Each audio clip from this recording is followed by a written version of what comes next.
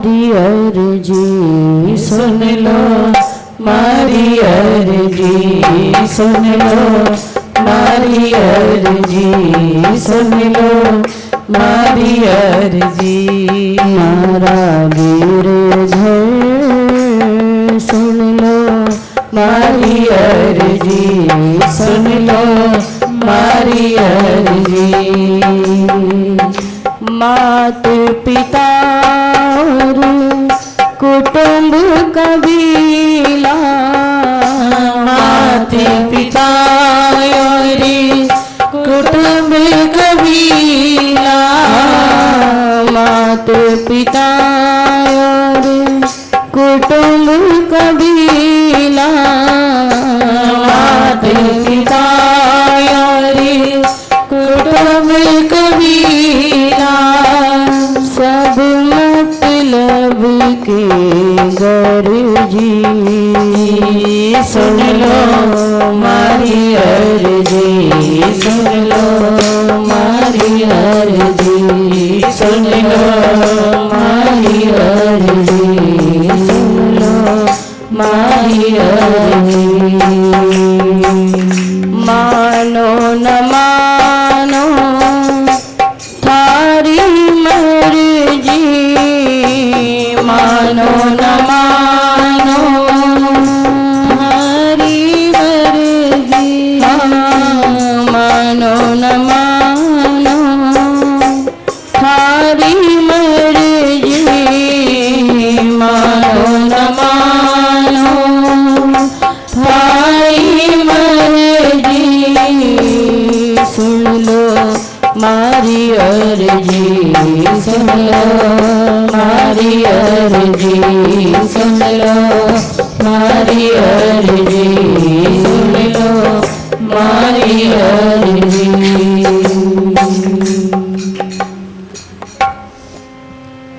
जब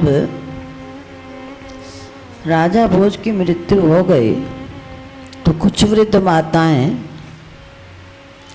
मीरा की चूड़ियाँ तोड़ने लगी, उसका सिंदूर मिटाने लगी। तो मीरा कहती है मेरा सिंदूर मत मिटाओ, मेरी चूड़ियाँ मत तोड़ो, मैंने तो वो चूड़ियाँ पहन रखी हैं जो सदा अजर और अमर है, मेरा बींद कहीं गया नहीं है। लेकिन कौन सुनता था उस समय मीरा की। तो जो मीरा का देवर रतन सिंह था उसने कहा देखो अगर तुम इस प्रकार मीरा को कष्ट दोगे ना तो राजा भोज की आत्मा को कष्ट होगा। रतन सिंह की इस बात को जब सबने सुना कि राजा भोज की आत्मा दुखित होगी, उसे कष्ट होगा, तो सब उस समय मौन हो गए।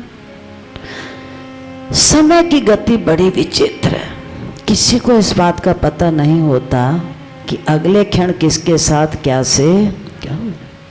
अब इस प्रकार कुछ समय रतन सिंह की छत्र छाया में मीरा का जो जीवन था वो बड़ी भांति व्यतीत होने लगा। फिर मीरा का वही कीर्तन नृत्य आदि सब, मीरा अपनी मस्ती में मस्त है। तो एक बार पुनः बाबर ने आक्रमण कर दिया, चित्तौड़ की राजधानी पर बाबर ने आक्रमण किया जिसमें राणा सांगा की मृत्यु हो गई। अब रतन सिंह की जो सौतेली माँ थी ना, रतन सिंह की सौतेली माँ ने भोजन में विष मिलाकर रतन सिंह को मार दिया। अब जो दूसरी छत्र छाया रतन सिंह की थी वो भी मीरा से उठ गई। इंसान कुछ सोचता है लेकिन परमात्मा कुछ करते। मीरा को किसी बात की चिंता नहीं थी, मीरा किसी का आश्रय नहीं लेती थी, बस मीरा के मन में एक ही भाव रहता था कि कहीं कोई मेरे गिरधर से कोई अपराध ना करे। अगर गिरधर का अपराध करेंगे तो इन्हें दुख कष्ट भोगना पड़ेगा। मेरा अपराध करें तो कोई बात नहीं, लेकिन मेरे गिरधर का अपराध तो ना करें कम से कम। और उसमें भी मीरा के परहित की कामना है। मीरा ये सोचती है कि अगर एक गिरधर का अपराध करेंगे, अब तो रतन सिंह भी नहीं रहा, जो मेरी सहायता करता था, जिसकी बात को सब स्वीकार करते थे, अब रतन सिंह भी नहीं है। तो इसी चिंता में मीरा जो थी वो चिंतित थी। मीरा फिर गिरधर को अपने सिंहासन पर बैठाकर नृत्य करती है, कीर्तन करती है। मीरा हो गई, मीरा मीरा दीवानी हो गई, मीरा मस्तानी हो गई। श्याम रंग की रंगी चुनरिया, श्याम रंग की रंगी चुनरिया, श्याम रंग में रंगी चुनरिया, श्याम रंग में रंगी चुनरिया, मस्तानी हो गई मीरा, ओ मीरा दीवानी हो गई, ओ मीरा दीवानी हो गई।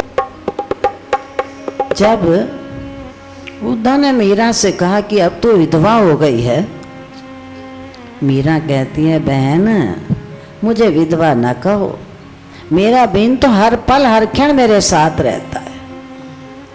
फिर उद्धव को क्रोध आ गया, पीतल की मूर्ति को बींद बनाकर बैठी है। अब मैं तो कहती हूँ तेरा राज नहीं रह गया, अब जो हम कहेंगे ना वैसे तुझे रहना पड़ेगा। मीरा ने कहा ये तो सोचने की बात है, वो तो जो परमात्मा कहेंगे, जो गिरधर करेंगे वही होगा, तो राणा मेरा क्या कर लेगा। इतना सुनने की देर थी, उद्धव ने तो जाकर राणा को बहका दिया। राणा जी उठेगा तो मेरा क्या कर लेगा, मेरा कुछ नहीं बिगाड़ सकता। इतना सुनते ही राणा को बड़ा क्रोध आ गया और कहने लगा उद्धव अब तू ही बता कि क्या करें, कोई ऐसा उपाय बता, ऐसी युक्ति बता जिससे सांप भी मरे और लाठी भी न टूटे। तो उद्धव ने विचार किया, मैं एक बात बताऊं तुम्हें, मीरा के जो प्राण है ना वो गिरधर में बसे हुए हैं, बस इस मूर्ति को चुरा लो, हम कहेंगे हमें क्या पता, अपने आप रो रो कर मर जाएगी। राणा ने कहा बात तो तेरी ठीक है। रात को चोरों को भेज दिया, उन्होंने कहा मीरा मूर्ति को चुरा लेते हैं और जंगल में जाकर, जो उल्लेख पाया गया है शास्त्रों में, 30 हाथ का गड्ढा गहरा खो दिया, 30 हाथ का गड्ढा, उसमें उन्होंने अपनी तरफ से तो मूर्ति को दबा दिया। अब बाहर राणा और उद्धव प्रतीक्षा करें, अभी मीरा के रोने की आवाज़ आएगी, अभी देखते हैं, अभी हम प्रसन्न होंगे, मीरा रो रो कर पागल होगी, पागल होकर मर जाएगी, सांप भी मरेगा और लाठी भी नहीं छूटेगी। लेकिन मेरे मन कुछ और है विदना के, गिरधर सृष्टि का कौन सा ऐसा कण है जहां पर नहीं है। तुम भगवान के भक्तों को कष्ट दोगे ना, तो गोस्वामी बाबा ने लिख दिया है कि जो अपराध भगत कर करई, राम रोष पावक सो जरे।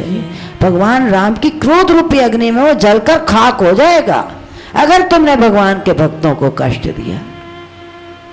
इस प्रकार राणा और उद्धव बाहर प्रतीक्षा कर रहे हैं, लेकिन अंदर तो शंख घड़ियाल मीरा के नृत्य की आवाज आ रही है। खड़ी ताला तेरा मिची घुंघरू, मीरा भाई नचदी, हाथे खड़ी ताला तेरा मिची घुंघरू, मीरा भाई नचदी, सांवरे नु जचदी, सांवरे नु जचदी, बैठे बैठे नाचते हुए नचदी, सांवरे नु जचदी, ओ मीरा भाई नचदी, सांवरे नु जचदी, मीरा भाई नचदी, हाथ गड़ ताला पैरा विच घुंघरू, मीरा भाई नचदी, नचदी, हाँ मीरा भाई नचो, तेरी बंसरी नो पंजे सते मोरिया, तेरी बंसरी नो पंजे सते मोरिया,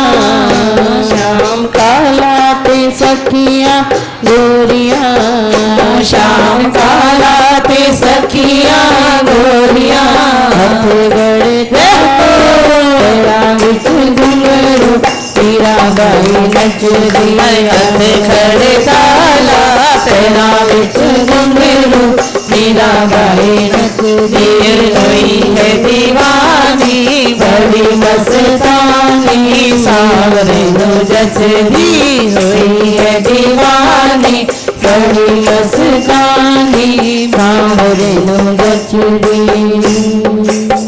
अब उदा कहती है मेरे भाई को खा लिया, पिता को खा गई, तू नहीं मरी है। हमने इतना प्रयास कर लिया लेकिन तू मरती नहीं है।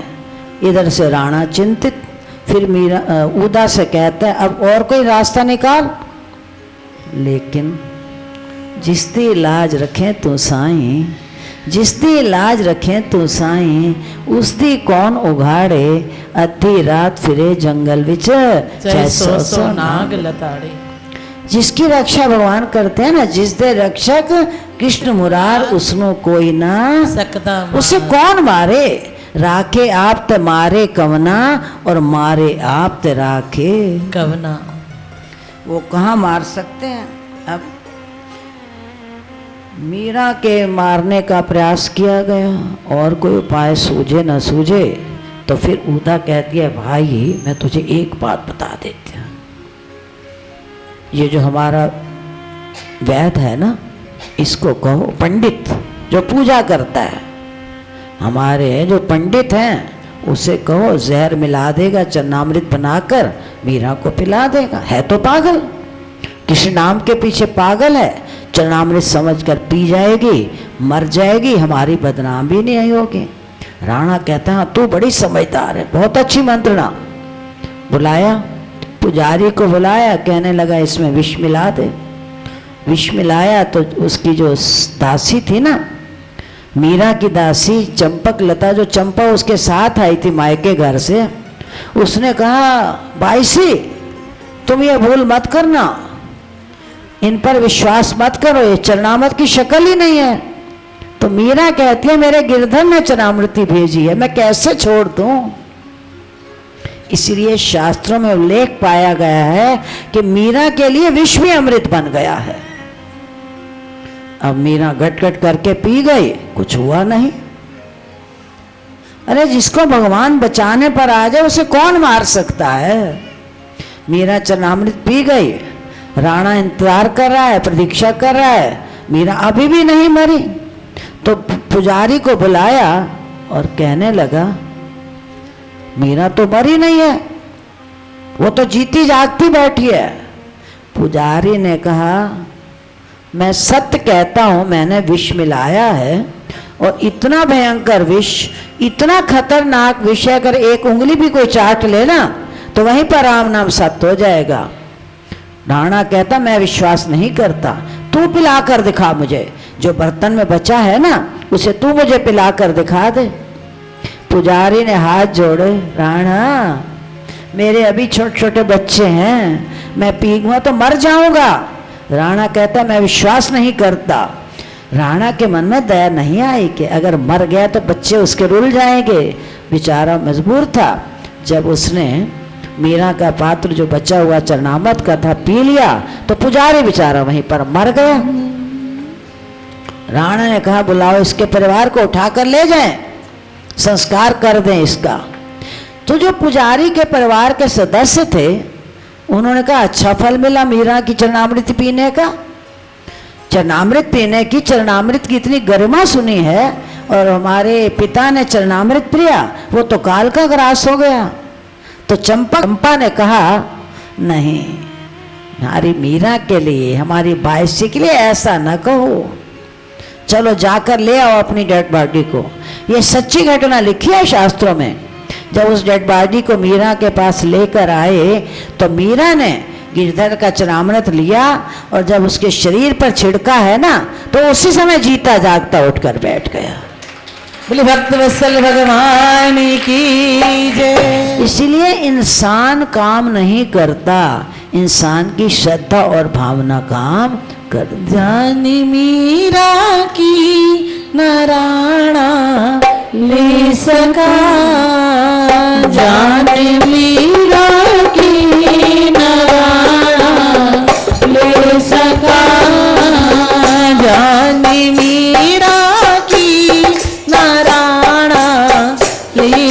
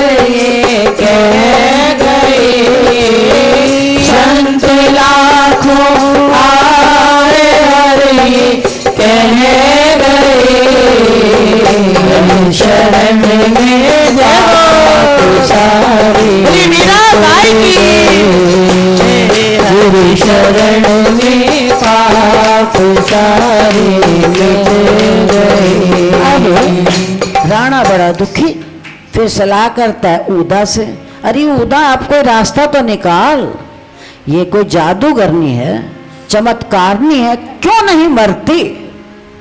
इतना भयंकर विष पीने के बाद भी मीरा जीती जागती है, तो मुझे लगता है ये जादूगरनी है। ऊदा कहती है कोई जादूगरनी नहीं है, एक उपाय मैं और बताती हूँ। पता है हमारे चित्तौड़ में एक ऐसा भयंकर जंगल है, वहाँ नरभक्षी प्राणी जीव रहते हैं, ऐसे हिंसक जीव हैं, ऐसे हिंसक जीव, हम युक्ति से काम करेंगे, शेर घुसेगा इसे खा जाएगा, हमारा नाम भी नहीं होगी। राणा ने कहा हाँ, अरे इंसान की जब बुद्धि मलिन होती है ना, तो पाप को भी पुण्य समझ लेता है। वो पाप रहा है, लेकिन राणा बड़ा प्रसन्न है। वही उपाय किया, सिखा दिया कर्मचारियों को, सिपाहियों को, मीरा जब इधर से गुजरेगी तो इसका जंगला खोल देना, शेर घुसेगा और खा जाएगा। लेकिन जाको राखे साइया, मार सके ना कोई, अरे बाल ना बांका कर सके, चाहे सब जग बैरी। मीरा का द्वार खोल दिया, शेर अंदर घुसा, दासियां बचाओ बचाओ बचाओ, कोई मीरा को बचाओ। मीरा कहती है कुछ नहीं होता, चिंता न करो, घबराओ नहीं। जैसे सिर उठते हाथ महाराज दा, उन मारण वाला कौन? जिसके भगवान बचाने पर आते हैं ना, उसे दुनिया की ताकत नहीं मार सकती। इसी प्रकार शेर मीरा के महल में घुस गया, दासियां इधर उधर दौड़ रही हैं, घबरा रही हैं, लेकिन वो शेर क्या था, मीरा ने जो पूजा की थाली सजा रखी थी पत्र पुष्पों से, एक आश्चर्यजनक बात तो ये थी, जिस समय मीरा चरण स्पर्श करने लगी है ना शेर के, उस समय शेर ने अपना पंजा ऊपर उठाया है। जय हो। क्योंकि मीरा को सब में भगवान दिखते हैं। अपने इष्ट और अनिष्ट का ज्ञान तो पशु पक्षियों में भी होता है। शेर ने अपना पंजा उठाया, मीरा ने प्रणाम किया। इधर से दासियां जो थी वो घबरा रही थी, क्योंकि 4 दासियां जो थी ना मीरा के घर से उसकी सहायता के लिए, रक्षा के लिए साथ आई थी। जब देखा मीरा मुस्कुरा रही है, भगवान की भक्ति में मस्त है। जोगिया मैं तो तेरी जोगन हो गया, जोगिया मैं तो तेरी जोगन हो गया, जोगिया मैं तो तेरी जोगन हो गया, जोगिया मैं तो तेरी जोगन हो गया, जोगन हो गया मैं तेरी जोगन हो गया।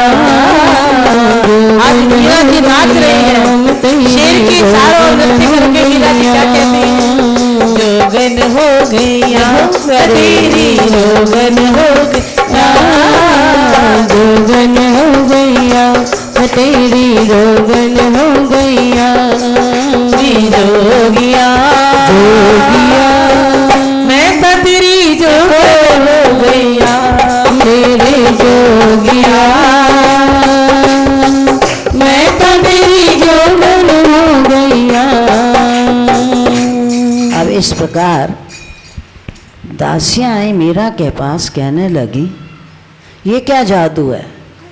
तो मीरा कहती है तुम नहीं जानती, आज तो नरसिंह जयंती है, नरसिंह भगवान मुझे दर्शन, नरसिंह भगवान की।